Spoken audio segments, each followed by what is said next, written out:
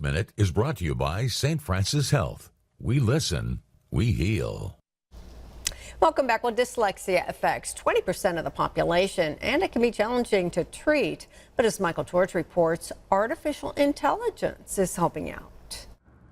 Megan Odell says her dyslexia caused her to struggle inside and outside the classroom. Just trying to communicate, because I had all these things I wanted to say and I wanted to express myself, but I couldn't even do a simple thing of just talking. Dyslexia is one of the most common learning disabilities, affecting more than 40 million people in the U.S.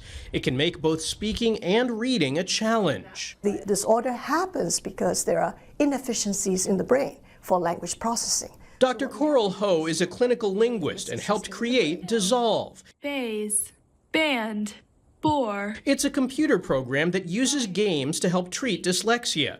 Using AI, it adapts to someone's individual needs. If Dissolve AI finds that a student has an error with item 1, it will continue to probe that. Why is the student having this problem with item 1? What is the source of that difficulty? And that's what we call responsive intelligence.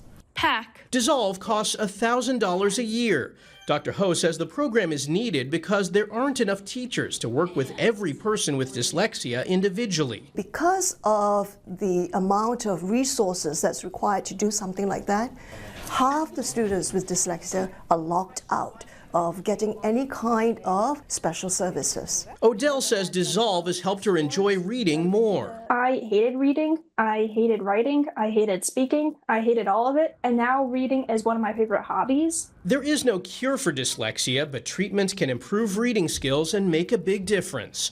Michael George, CBS News, New York.